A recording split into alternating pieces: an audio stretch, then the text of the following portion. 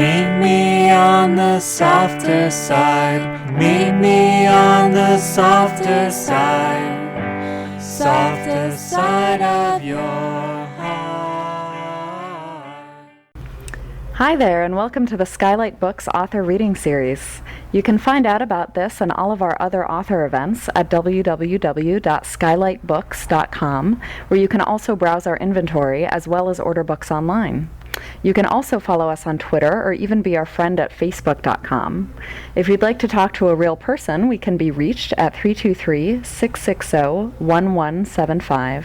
And don't forget, Skylight Books depends on listeners like you to help support us. So whether you're in our neighborhood or browsing online, buy a book or two to help ensure that we'll be around for a long, long time. Thanks and enjoy. Tonight we have with us Benjamin Busch. He grew up in rural New York and currently lives on a farm in Michigan with his family. He's an actor and a director who many of us, including myself, would recognize as, quote, the angry cop from The Wire. He's a Marine. He served 2 tours in Iraq. Shortly after he returned and his daughter turned 1, both of his parents died, and that set of circumstances, becoming a father and an orphan, influenced this current book greatly. He revisits his childhood and examines the way that our environment, literally the stuff around us, has an impact on how we exist, how we grow up, how we experience new places, how conflict unfolds. His writing has appeared in Harper's and has been nominated twice for a Pushcart Prize. He's somewhat into his tour. He'll be visiting, he's told me, 197 cities. So we're certainly glad that LA is one of those. So without further ado, please join me in welcoming Benjamin Busch.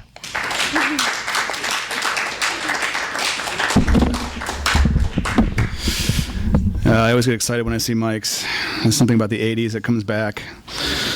What you don't know is that just mere weeks before this whole thing began, I was about to go on Fox News, and I had 19 inches of hair in the back, which was fantastic and made me, very powerful.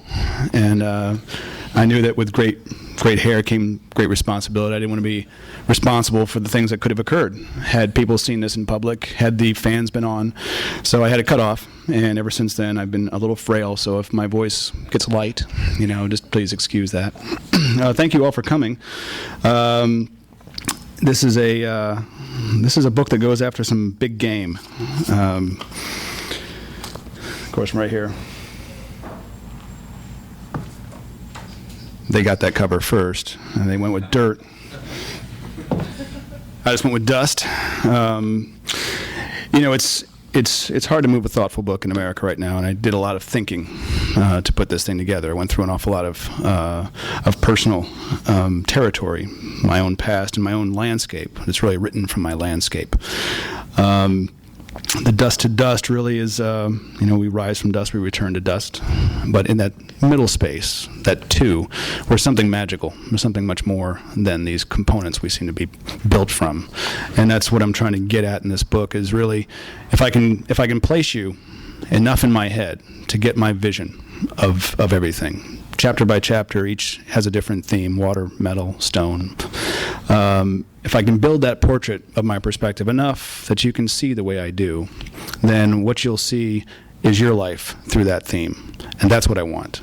This isn't a biography the way you expect it. This isn't a portrait of me so much. It's not a portrait of my family, and it's not war memoir in the way you expect it as well. It puts war in context with all these other things. And if you want chairs, we'll make them available. We'll have them rushed to you with joy. So it's a hard book to read from. It goes through, it goes after, like I said, some big game. It's the fierce beliefs of our childhood are fierce, and there's something about that which creates its own rationale, its own ration. And as a child, you believe in immortality. Your parents aren't going to die. You're not going to die. The things you build are important and will be enduring. They'll last. There's a sense of permanence to things that you have, the objects you surround yourself with. And over time, there's something about that imprinting which follows you. The fact that we grow, we find damage, we find death, we find all these things to be the unavoidable spoils of a life lived, that we are terminal beings. But there's something about that child which endures in us as well. And even when my parents died, there's something about where I came from I could trace right back to the child which disbelieved. It was not because I'm irrational, but I had a different sense of truth at that time. And there's a piece of that belief which stayed with me. And there's a lot of that which you're going to find in your own lives. You know, this book is built to take you home. And that's what I wanted to do. But I'll read a few pieces that you get a sense of who I was. In all the learning we hope that we do in life, you'll find that I'm someone who learned not from my mistakes well at all. If I could make a mistake, I would repeat the mistake with far more enthusiasm and commitment. That's kind of my life. This book is very much about defiance as well. And there's been a request for me to read the bee story, so I'm going to read the bee stories. I've never read this one, so you'll have to bear with me if I jump. This begins chapter 8, Blood. I was always told to stay away from bees. The fact that they could hurt me only made them worthy of closer examination. Once, as a boy, I found a bumblebee living in a hole beside a barn, and I watched it come and go. I decided that it was a creature that I could capture, something I could outwit without injury despite its dangers. I was told to stay away from bees, wasps, and fire, but I believed that they all required secret scrutiny of the most cautious kind. The most solitary habit of the bumblebee removed me from the true fear of a swarm, and I waited nearby with a minnow net for it to return. It was flying back and forth to a cluster of wild phlox, its legs thickened by pollen, and it moved like a slow bullet toward me, its wings invisible with effort. I swung the net and knocked it down. It fell onto the driveway, heavy enough to make a sound and an impression in the dust. It was stunned, but I thought it was dead. I did not know that a bee could be stunned. I had a jar cleaned of its strawberry preserves and the tin lid still fragrant with fruit, and I carefully reached for a wing of the downed insect.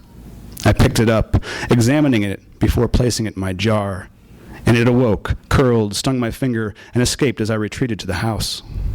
My hands were still small then, and my finger quickly reddened with swelling. I had to admit that it hurt, that I was possibly to blame, and that I required aid. My mother made a salve of baking soda and a wet towel, and I was told to hold it on my hand and rest. It took some time to feel better. Worse were the words she left me with, as I was humbled with surprise, injury, and discovery. Now, what did we tell you about staying away from bees? We go forward to just after I had graduated from Vassar, before I went into the Marine Corps. Natural progression for artists. We make great infantry officers. A heavy recruiting effort there at Vassar. And actually, when I got my chance to join the Marines, because I was exposed to a recruiter who was sitting in the college center, they were putting out their little pamphlets, and they were sitting there in their uniforms, looking very, restrained and dignified.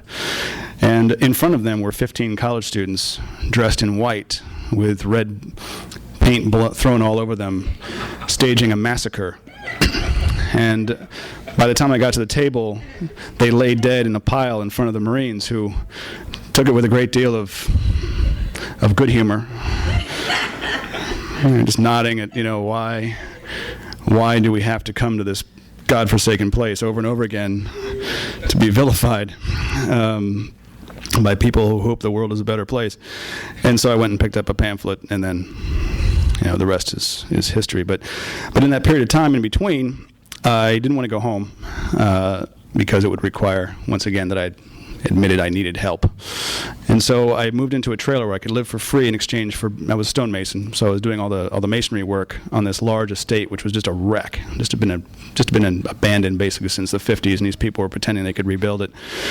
And even when I walked into this trailer, which was condemned in every way, even rats were like, dude, Do not go in there. Rats were getting staph infections in this place. The hose brought water from the barn. I had to cover it with horse manure to keep it from freezing in the winter. Every day I had to unfreeze the toilet bowl in the winter. But it was okay because I had a CD player in there with some Skid Row. And that warmed things right up. But here I am in this place, not learning from any of the lessons that I'd been already through. In my leaking trailer after college, I cleaned the estate grounds in exchange for rent. I removed stacks of warped lumber, cracked plastic planting containers, parts of lawnmowers, and mossy cinder blocks. I stacked the piles of firewood into tight cords and planted a garden. The overgrown yard by the barn was raked and mowed. The last monumental piece of debris was a derelict Ford Bronco, baby blue, that the father had insisted on saving despite its worsening condition. It had been parked at the top of a hill beside the barn for years, with a blue tarp draped over part of it, and it was full of wasps that had converted the seats into hives. There was no money to tow it away, and I asked another tenant on the property if he would pull it to the top of the path down to the meadow, with his pickup. We could then pull the pickup around behind the wreck, chain the rear of the Bronco to the truck, and ease it down the road, out of sight, by a gate at the bottom. It could still be towed away someday if the owners ever cared to do so. Everyone agreed to the plan, but someone would have to steer the Bronco. The steering fluid had drained out, and the column was rusty, so small adjustments would take great effort. That was not the problem. The problem was the wasps. The colony of yellow jackets that had settled in the Bronco was considerable. A crack in a loose driver's side door produced a steady flow of wasps, hundreds, and the truck could not even be approached on that side. When we pulled the tarp off, the entire truck vibrated with the hum of insects inside, and we had to back away quickly as they orbited the hood in search of the disturbance. I agreed to steer the truck. I went into my trailer and put on 3 layers of sweatshirts, jeans, 2 layers of sweatpants, 2 pairs of socks, boots, a scarf, an extreme sports bike helmet that I had found in the Salvation Army store, ski goggles, and winter gloves. It was July, and I boiled in the density of inappropriate clothing. It was difficult to bend my arms and legs. There were no brakes anyway, and I figured there to be an unlikely requirement for dramatic steering, so my immobility was of little concern. I looped the chain to the front, and I opened the door to an explosion of wasps. I sat on the seat, and I could feel the hive crush and stir through my clothes. The wasps hovered and dove at me, and the compartment filled with them. It was like seeing molecules of gas heated. I almost felt that I had changed scale, become smaller, the wasps larger at this distance than they should be. I recall nothing of the short trip to the top of the hill except that I went there with every wasp on earth. The pickup pulled me slowly forward and then stopped. I had to assume we were at the top because I could barely see through the wasps on my goggles. I wiped them off with my glove. A log was wedged against the front tire and a chain removed. The pickup then took its new position behind me. One man fastened the chain to the back and gave a thumbs up, and another kicked away the log, keeping the Bronco from rolling. Then they pushed. The Bronco crept forward, reaching the limit of its chain, which promptly lost its hook, slipped off the pickup, and began to rush, gaining speed as I fought the steering wheel to stay on the path. The latch on the driver's side door was broken, and as the Bronco bounced on the ruts, the door swung open, and the seat springs compressed and expanded like a billows, blowing out more wasps. The hive swarmed like static around my face. At the far edge of the pasture was a small cliff, and it was approaching quickly. The truck speeding as a limp door smashed into the lower gate in the meadow and slammed back into the cloud of wasps throwing glass over me. I was in the meadow now, pulling with all my might on the steering wheel to turn away from the cliff that dropped into the river. The door hung at an angle from a hinge, and I tumbled from a seat covered by wasps as the truck hit a tree. I began to run, somehow sensing that my clothing was getting thinner as they stung into it, and that they would find a spot I had missed, something coming loose around my helmet, and wasps pouring through a hole near my neck. I ran to the sound of 3 men laughing so hard they were bent over and holding their knees. What you discover in this book is that I am an idiot. I mean, it's uncontested. So the lessons I learn, I don't learn. I just kept on echoing mistakes I've always made, because those were intuitive mistakes to make. My imprinting caused me to constantly go after the same attractions in life, which is what became these chapters. Stone, became a stonemason. Soil, my mother was a gardener. Metal, I joined the Marines and was pretty much surrounded by metal or shooting metal at things. And water, we had a river. So all these things trace a certain attraction that I had in my landscape very early, and then follows it through my life, hopefully through your life in some way as well. Of course, we have to mention acting, because I'm in LA. It's what you do.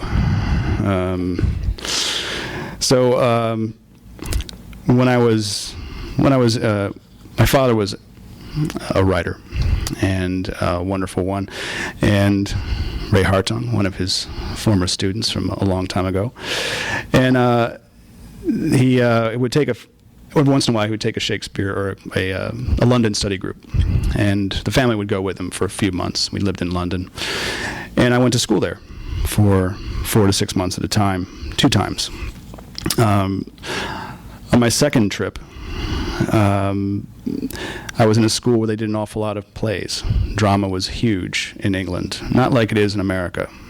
Drama in England is serious, and whereas we kind of dress up as different kinds of fruit and bump into each other, and parents take pictures, that's like drama for elementary school. In England, they were staging full-on Queen Boudica against the Romans, full dress, these magnificent things. And so I came to it with the wrong preparation. And my parents weren't part of that communal spirit of we all dress our children properly for the era, period piece work. So I show up, and I'm excited because they're going to have a play about war. I was like, this is the best. And we were studying Roman Britain, which was great also. And I wanted to be a Roman because they had really great outfits. And what we had to do was make our own. And all my parents really had was like some material and a tomato box, and everything had to be made from this collection of supplies. And they figured it would be fine. In America, hold up a piece of cardboard, it's a shield, get it? That was fine. And in England, I was immediately ashamed, just horrified. So I showed up with a pair of shorts and a little thing wrapped over me, and a terrible sword. It was wrapped in a plastic bag, and a shield that was a tomato box covered with paper so you couldn't see the tomatoes, because I was already horrified by the fact that a warrior would have a tomato shield. It just didn't seem that impressive. So here I am, about to go into the play itself, and this is my first experience with what I consider to be serious drama, and I wanted to rise to the occasion. My part consisted of nothing more than following Boudica's chariot into the room, chanting angry nonsense, waving my embarrassing sword, lining up against the Romans, and then charging to my dramatic death. On the day of the performance, for 100 parents, the staff, and several hundred students, we dressed in our classroom, and the Romans marched into the auditorium. The legion stood shoulder to shoulder at the edge of stage. They looked wonderfully imperial, but I was relieved not to have been chosen for Rome. I could imagine how my armor would have looked if I'd been left to craft it from a tomato box. We assembled in the hall outside while speeches were made inside. At some point, we were given a signal and made our entrance. My parents said that as we came in yelling, I was the barbarian most noticeably smiling. Boudica gave her speech about liberty, and then we were to attack the Roman ranks, failing to achieve our freedom. I rushed up the steps at a boy wearing imposing leather Roman armor, and he made an uncomfortable slash at me. This was my cue to perish. In rehearsals, I had gone through the motions, pretending slowly to pretend, but this was the performance. I threw myself backward with a scream, my feet coming off the stage, sword and shield tossed into the air, and I struck the oak floor on my back with a smack that sounded loud even to me. I was told afterward that half of the parents stood up, and the play went silent with a gasp. I lay unmoving, arms extended, eyes closed, laboring to control my breath. A teacher hurried to my side and stooped, trying very hard not to let her voice sound hysterical. "Can you hear me, dear?" she asked. She had her hand on my chest. It was cold. "Yes," I hissed, trying not to move my lips. Are you hurt, sweetie? Can you move? I've been killed, I whispered, keeping my eyes closed. The teacher withdrew. I heard my mother's voice in consultation with her, and the play went on, more boys falling carefully on the floor at the foot of the stage to the constrained sword strokes of boys dressed too well for fighting. Queen Boudica, seeing all of her men killed, made another speech, drank poison, slumped in her chariot, and was pulled out of the room by the teachers dressed as horses. I had pretended at war again, and had again been killed in front of my parents. It was my first memorable public performance, and a blend of the two professions I would go on to pursue most seriously. And because I don't change, I wanted to get back into acting after my first active duty tour with the Marines. This is after Vassar, and after a good period of time down in Camp Lejeune, North Carolina, with Fast Eddie Wilson. I was considered by all my commanders to be an intense lieutenant. Apparently I was intense. But it made me serious in all life thereafter in some ways. And so getting into acting afterwards with very few contacts, I had one friend out here, and then another, Ray Hartang actually, here as well, who tried desperately to help me. But my refusal to move to LA hindered that progress. So I pursued it where I could, which was nearby in Baltimore. Balmer, sorry. After a 3-year tour at Camp Lejeune in the infantry, my wife and I moved into a little house in College Park, Maryland, our first home together. I had wanted to audition for Homicide, Life on the Street, because it was a good television show and it was filmed in Balmer, only 30 minutes from our house. It was, in fact, the only local show at the time, and it was probably the only chance I had at a significant role. I'd given my headshots to the casting agent months before, and I was called in to play an extra. They said nothing more than that I would need to wear shorts and bring slippers and a bathrobe. I arrived on set excited to be in the middle of the production, and a production assistant boarded me onto the van to go to hair and makeup. I was informed that I was to play a corpse, which was disappointing. I sat shirtless as my death was applied to me. I was covered with a pale paste where they thought I would be seen in the partially unzipped body bag, and a large hatchet wound was sculpted onto my forehead with wax and opaque shades of blood paints. It was an impressive wound. I dressed in my bathrobe and slippers, got into another van, which might have been the same van, and was driven a block to the set. In a small warehouse separated from the Baltimore harbor by a dock where the water ride stopped was a morgue. It had been built for the show, which often brought its detectives there to examine the fictitious dead. There were extras milling around in lab coats and film crews setting up the room for the shoot.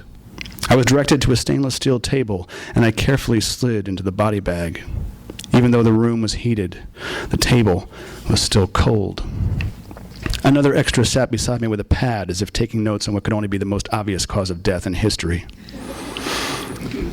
As I lay there, I did not participate in the bored banter of the other insignificant players and corpses.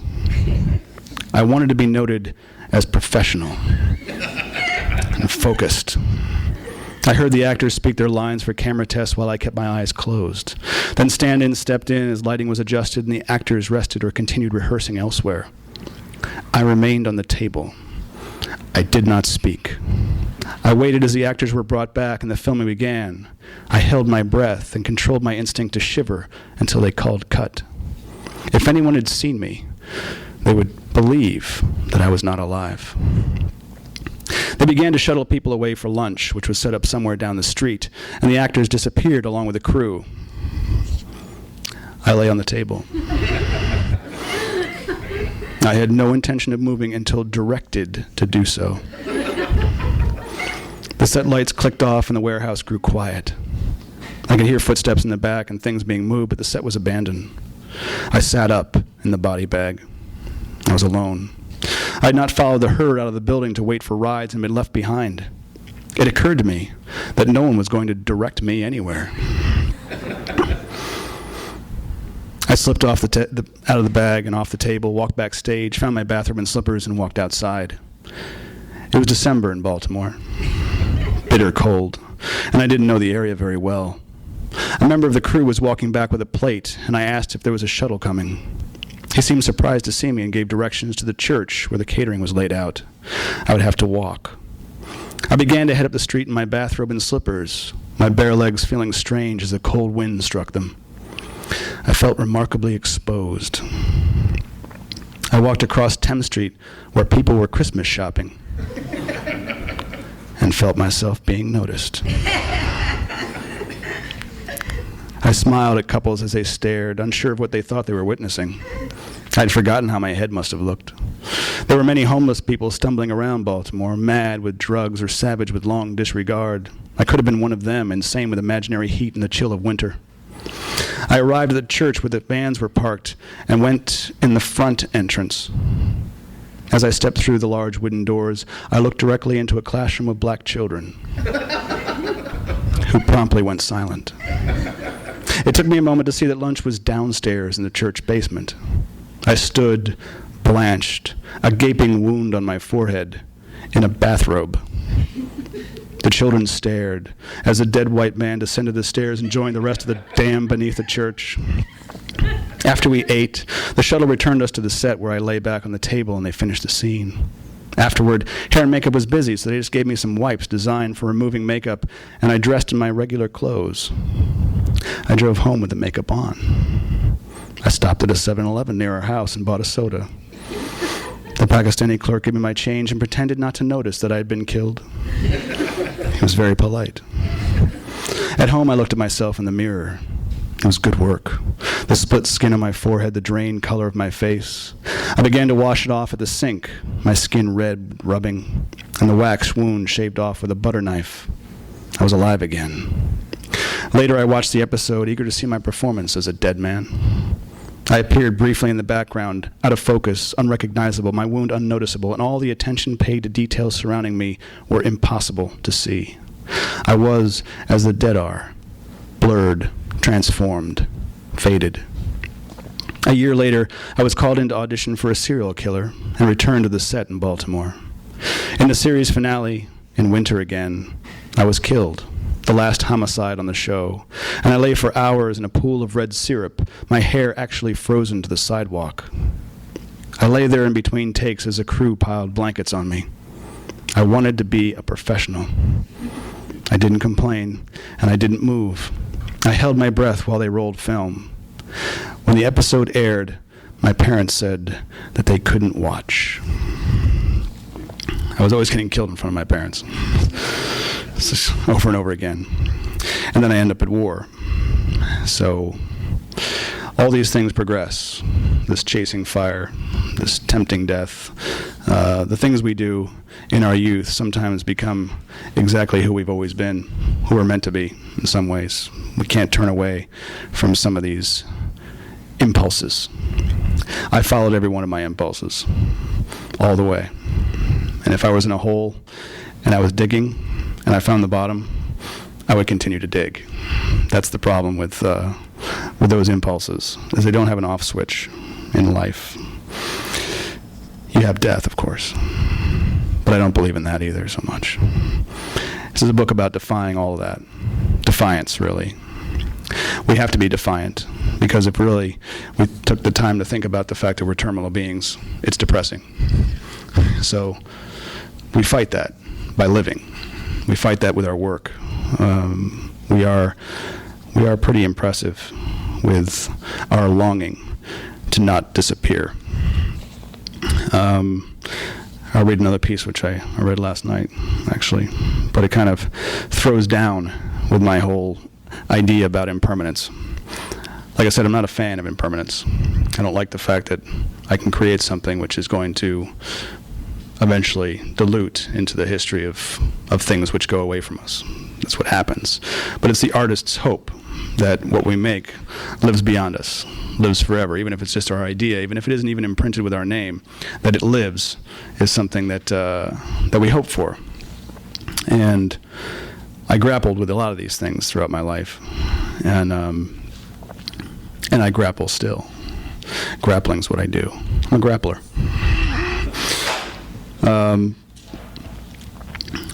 But it's kind of, we're always searching for evidence of us. We're leaving evidence of us, at least most of us. And we hope that it's worthy of being found one day. So I'll read a little piece from Soil. And this stuff will kind of happen throughout the writing, like the other writing. There are discoveries throughout this book. The mounds of dirt around the exposed remains of Babylon were composed of blown dust trapped in layers by pieces of pottery. There were pits dug into the undulations here and there, made either by archaeologists doing test digs or by thieves burrowing into the fragments, hoping to find something whole. In either case, the wounds cut into the ground were fascinating. One day I walked across the pocked field and found my way into one of the holes. It was 12 feet deep and showed no signs of having reached the floor of the ancient capital. The years had built up without noticeable delineation, all the clay shards and bone packed into the dirt appearing as one layer, one moment that lasted for 1,000 years.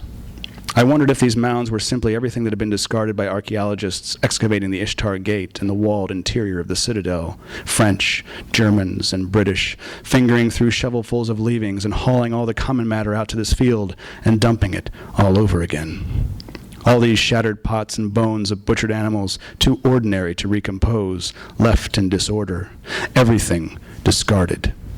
It seemed unlikely as, walking on them, the mounds formed geometric shapes.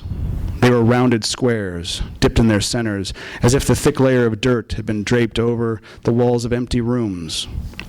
In one of the pits, I could see the bricks of a wall, cuneiform marked on them, the asphalt mortar still holding them in place.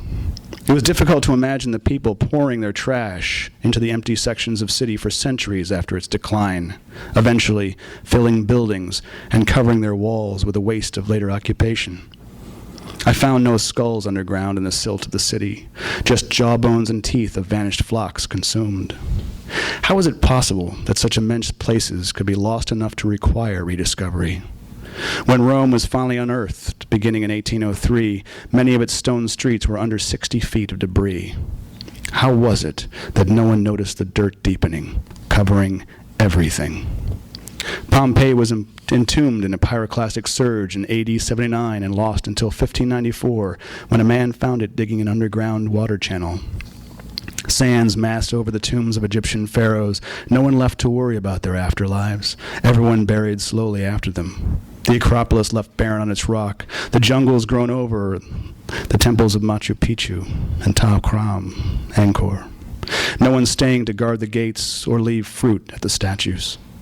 All the gods and men worshipped, armies raised and bled away, taking empires and losing them, tombs filled with stolen treasures and looted, the seats of civilizations built and surrendered, all of us defending our homes and leaving them behind to be destroyed, the earth boiling up, dunes deepening, and water rising over our eternities. I stood in the pit looking at its walls. In some ways, it seemed appropriate that Iraq was now left with fragments that could not be reassembled. Teeth and jaws, its histories broken down to unfamiliar objects, symbolic of consumption instead of memory. You invade so many places in your life. You are a constant intruder, and you keep all the places you enter, and you let them all go.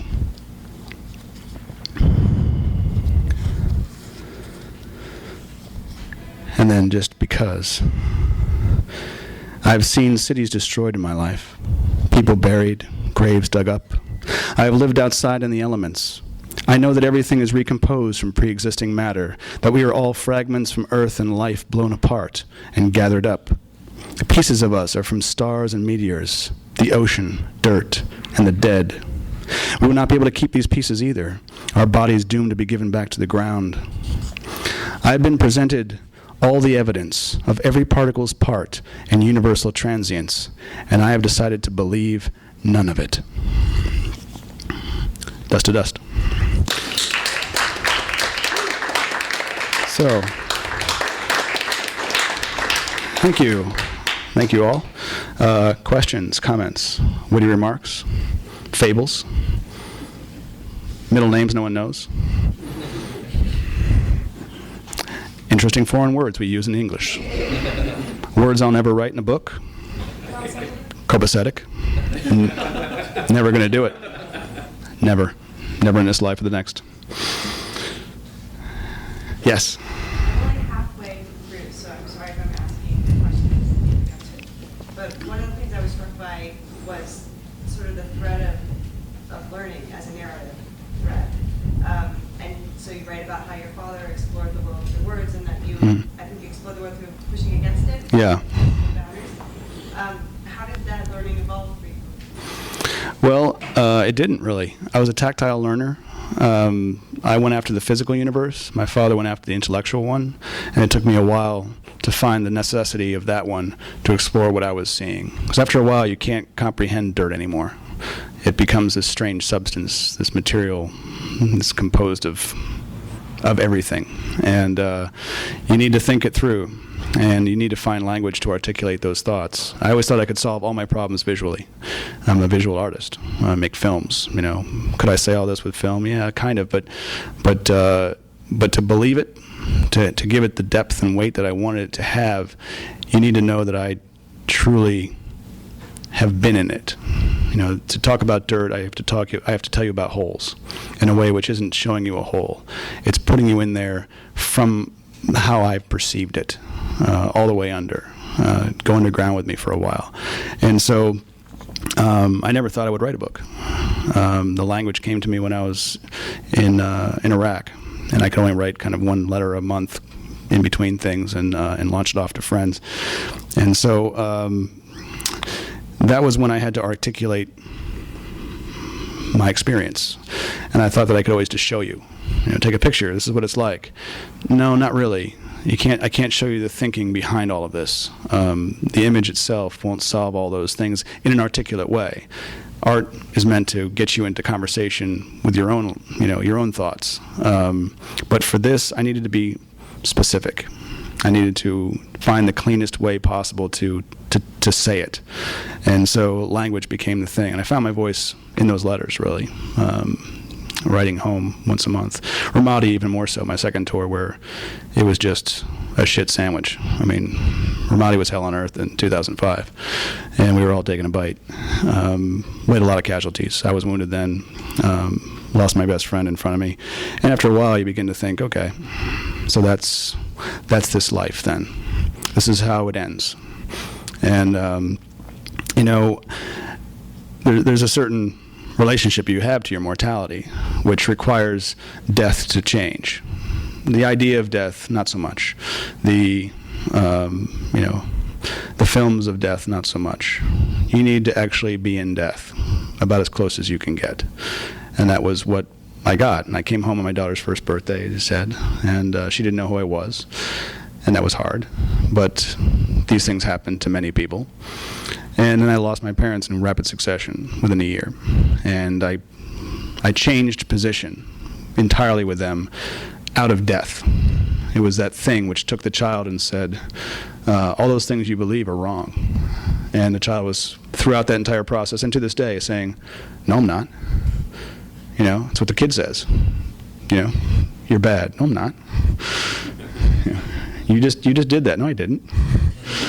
That wasn't me. That was my instincts. You know, and go ahead and try to discipline my instincts. Good luck with that. So all that was coming to this kind of this need to pass on what I finally came to grips with, and we're all going to deal with it. You know, that's the hard part, is that, you know, this book is a sucker punch at the end. You know, just kind of all these things building up over the book, and the messages kind of finding their way to you, because that's what this book is for. It's the human condition book. It's a book for the astronaut in space. You know, welcome. This is how things are going to go. It's a big cycle. You know, small bullet, big sky type theory about life. And as much as it acknowledges the fact that there is death in the world, it defies it. You know, so that's kind of how I came to write this that way. And I don't even remember the question. What was the question? Did I answer anything at all, or did I just answer everything that was around it? That's what I do. Yeah. if you could control the circumstances of your demise, how would you want to die? Spectacularly. I've already written my obituary, and it's great. It gets better all the time. I keep on adding little bits. I got up to like 43 with this, and I was hoping that things would work out, and it'd just end the book with that, and it would sell because like, hey, this guy died on the last day of his book, But I still have time. I'm on a book tour. Anything could happen. I'm going to Texas. Selling books. Nice. So, it's the journey. But I didn't think I was going to survive anyway. I thought I was already done. My second tour, for sure. And I wore it in my first tour because I was expected to be invulnerable. I had 150 Marines who required that I not be vulnerable. And so for them, I wasn't. It was my best acting work ever. I was like, oh, well, I'm immortal, so follow me. And I did. And for my sins, I bet right. I just didn't get killed. My second tour, I was wounded within the first 2 weeks. And it was just, 140 wounded, 27 killed in our unit in that 7 months alone. So I was so convinced I was dead already that I also wasn't worried about it. Why worry? Walking dead.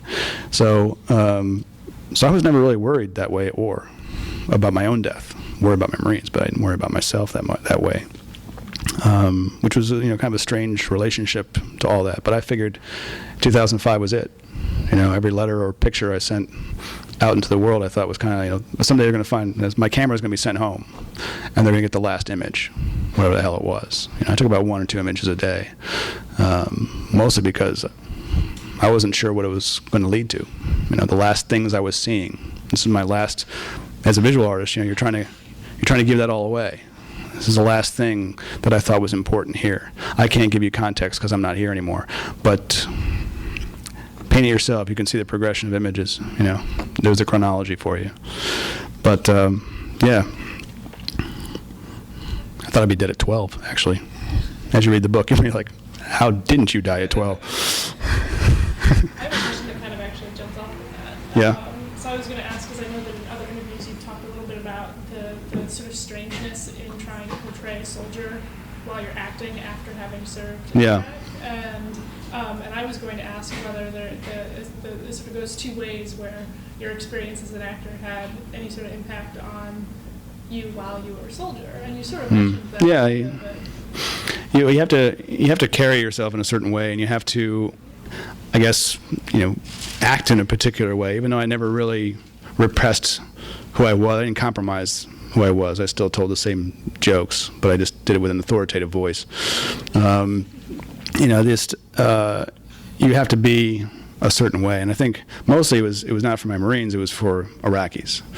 Is that I had to, despite endless and incredible frustration, I had to not appear frustrated at all. When people were lying directly to my face, I couldn't call them liars. I just had to go, interesting, and ask the same questions in circles to try to find what was true out of the lies that were being told. Because everyone, part of the the Middle East is you don't tell the whole truth in reply. It's just, at least there it was. So because for years, the truth would get you killed, especially in Iraq in Saddam's time. So it made it even more pronounced. How could they trust us? Why would they tell us what they think if somehow that might be used against them? So I was endlessly frustrated, and I think I worked very hard to constantly, carry it like it wasn't affecting me, and that was interesting. But then, of course, I came back, and the first role I had was Colicchio, who was undisguised in his fury and frustration. So it was like I had this little box I was putting all into. I was acting for Iraq, and I came home, and they're like, "Hey, open that box." It's like, awesome, So these things inform each other, and assist your life experience. Everything that rubs off on you in your life, you carry with you. It's part of your kit and your baggage, both weighty, but you use all that stuff, And in the story, once again, you begin to see how everything's echoed by looking back at yourself. you can see something that happened just now that you did on purpose, and you can find that traced. There's always that pathway, and I tried to find those pathways by using elements. And one of them was not acting, because it isn't an element, but there's an element to that in all of this, with some of that. Plus, I'm not a big fan of me. I like being somebody else. It's an interesting way of exploring humanity, is just going and hiding in someone for a while.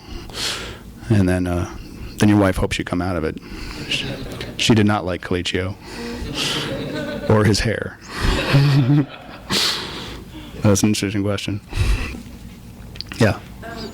Could you just say a few more words about, some of this you indirectly answered, but your decision to become a Marine, because in the book, obviously your early experiences were kind of set.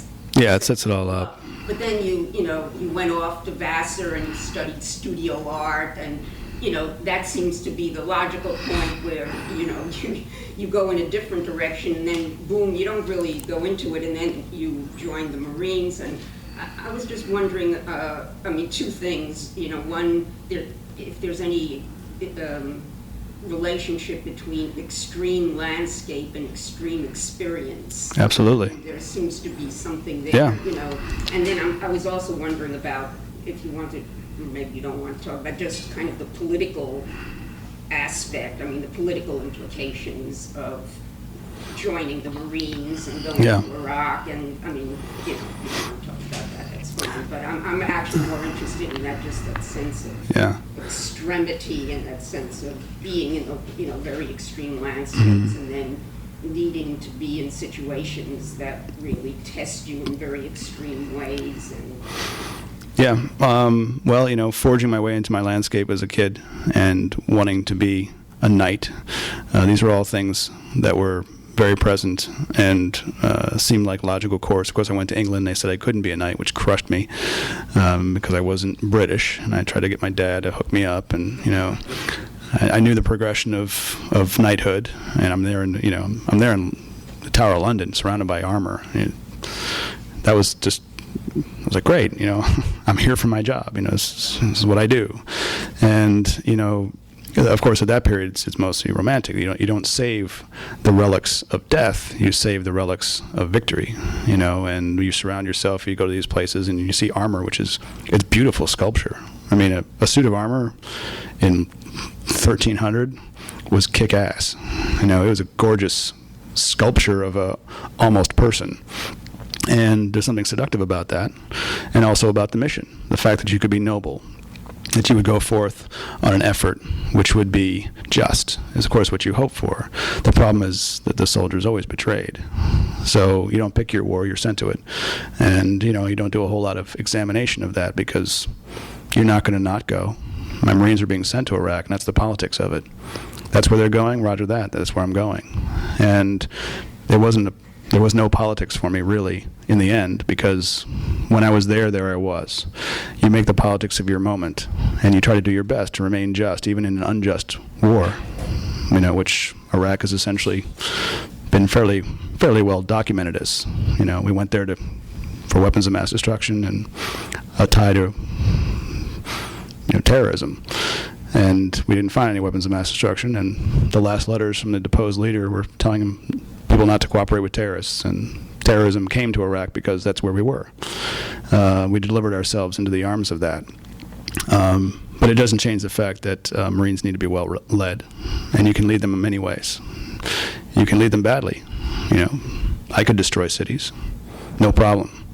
I was trained for that, and we're very good at it. But that wasn't the mission very quickly. Within a few days, the conventional army was beaten, and we were dealing with village, children, civil infrastructure, governance, the biggest stuff that you have to deal with in the world in terms of taking care of people fell upon us.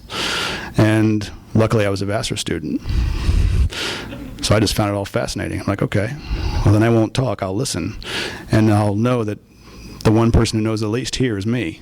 So I'm not going to go in there and define a template of what I believe democracy is. What you do, of course, discover is that the more you think about what is democracy, what is equitable, what is fair, and trying to define that in yourself for another people and encourage that in them by way of their own native instincts and native customs, etc. It's their job to fight for their own identity.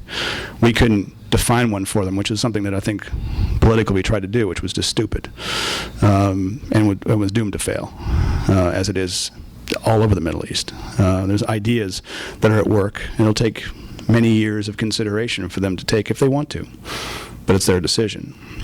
But what it did do is it brought me back to America, where I discovered that all the things that I wanted to purify, our best intentions, our best hopes for who we think we are, aren't real here. And that sucked. You know, we aren't the things we say we are. People here. Some of us, yes, maybe. But in terms of an overall organization that is America and American governance and corporations and everything else, this place isn't equitable, isn't fair, it isn't democratic. It's not. But I tried to make that there with my discussion with Iraqis. This is something we all hope for. In fact, I hope for my own country someday. So the politics of that, where I was trying to define politics, but I wasn't defining while I was there, because that wasn't a choice. I chose to join the Marines, and in doing that, I would be sent where the Marines were sent. The electorate told me where to go, so vote carefully. Yeah. Yeah. I notice that you like to focus on the end of things, the end of life.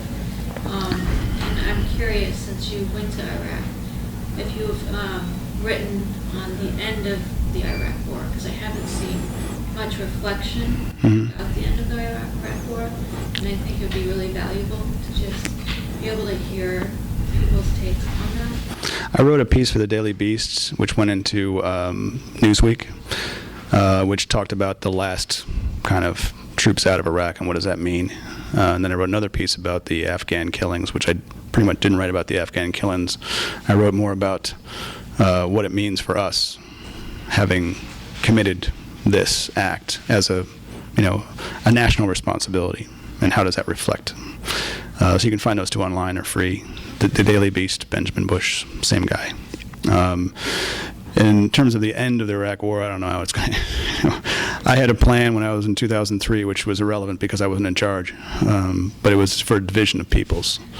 To undo the lines that had been drawn in 1920 by the French and the British when they created Iraq and separated all these people because they never cared about ethnic or political division lines.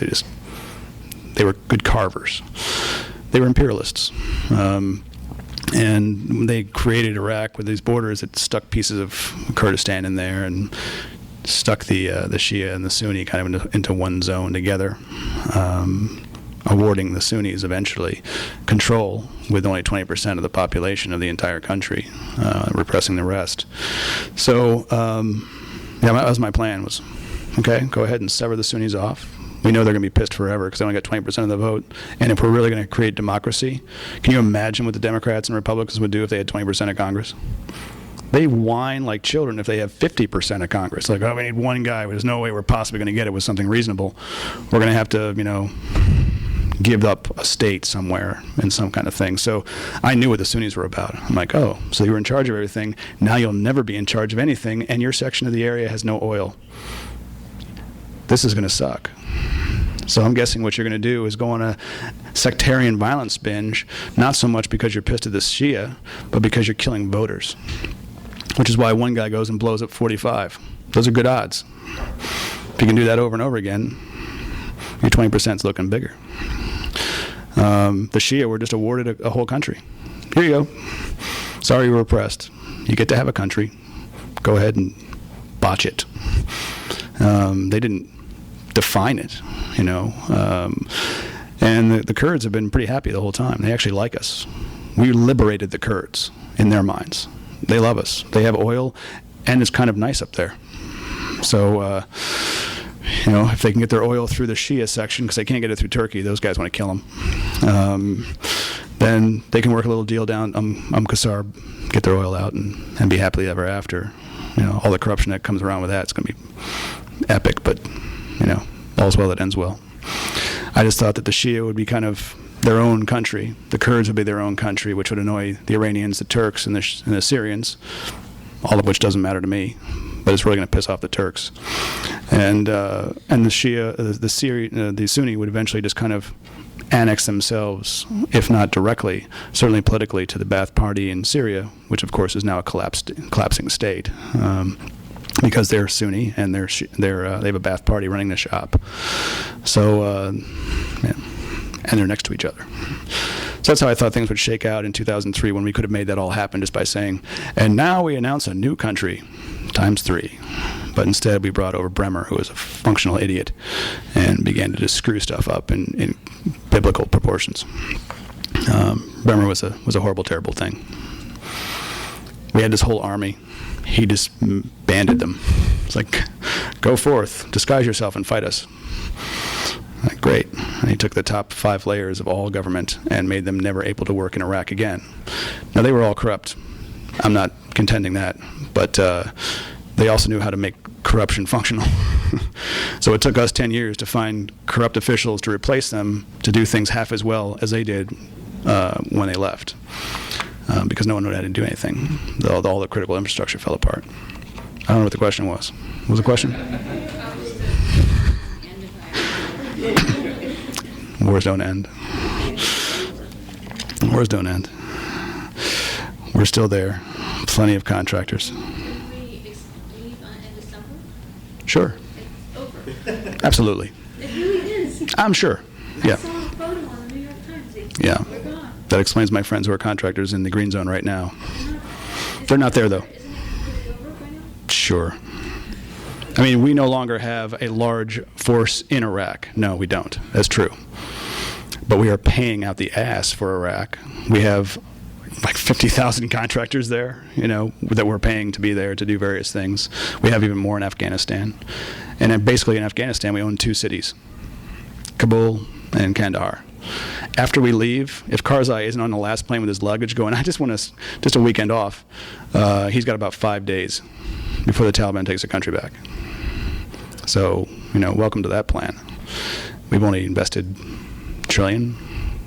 Good thing it's not going to your schools, though, because that would be stupid. Yeah, we got issues, but wars don't end, really. Our relationship there is sealed for a long period of time. Plus, we want that oil. Yummy. Any more questions that aren't political, please? I am on a 197 city tour, but I am not running for anything. I just want you to buy the book.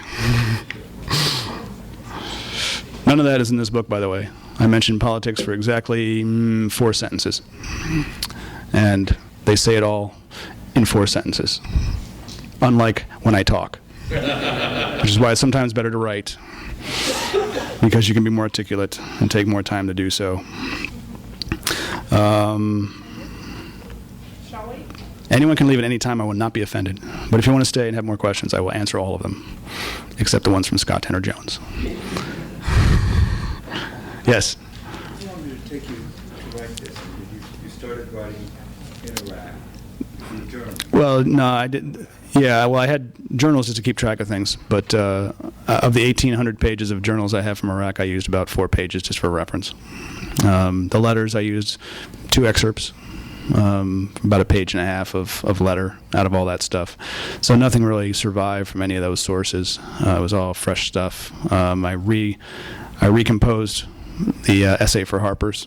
Much of that's in here, as well as the one from the Michigan Quarterly Review. So they got blown apart and recomposed into many of these sections. Some of them were cut. And then the rest of it was just me storyboarding a book. I knew I wanted to do something very unique, which is why we can't find a reviewer to compare this to something specific, because there's just nothing else that has this model. And I just put up the chapters, and I wrote sections, and I tacked them into these various chapters, and I moved them around. And things that didn't have enough strength or were redundant in some way, I just started cutting them away, like you do with scenes. I need to say this in this order is kind of how I built the book.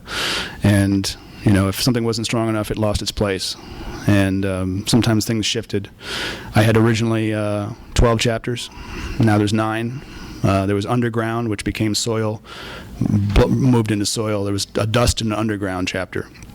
They became soil, and much of both of them were taken away.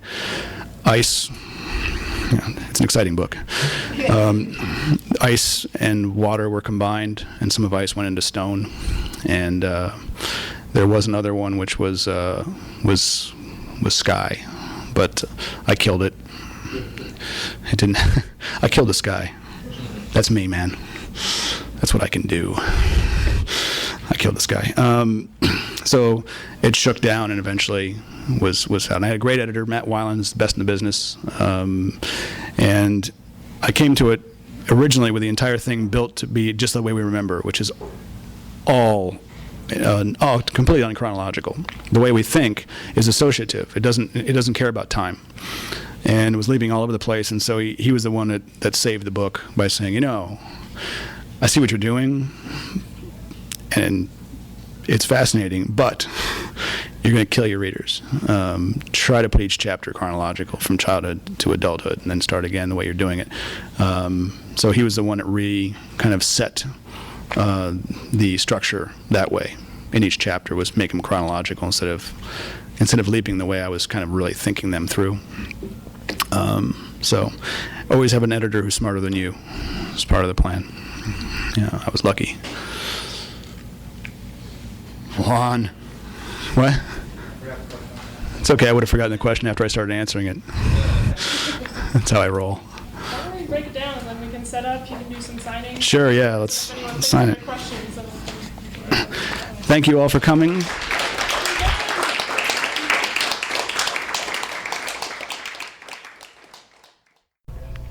You've been listening to the Skylight Books author reading series. Don't forget that you can check out this and all of our other great podcasts at www.skylightbooks.com. Today's music was provided by Fragile Gang. You can check them out at MySpace, Facebook, and the iTunes Music Store. Thanks for stopping by, and we hope to see you soon.